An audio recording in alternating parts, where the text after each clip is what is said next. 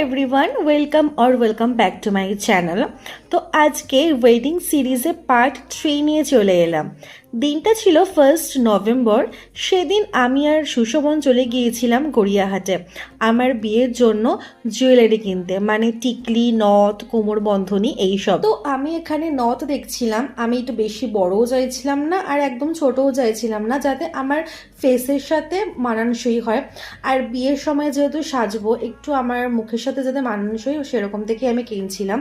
তো এখানে সেরকমই চুজ করেছি, এইটা আমার বেশ ভালো লাগছিল। আর এই টিকলিটাও আমি একটু ছোটোর মধ্যেই পেয়েছিলাম, সেই রকমই একটা পছন্দ করে কিনে নিয়েছিলাম।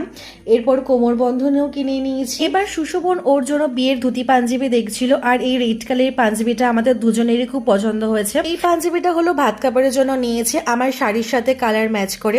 এরপর পেট পুজো করে বাড়ি চলে এলাম। দেখা হচ্ছে নেক্সট ওয়েডিং সিরিজ নিয়ে। টাটা।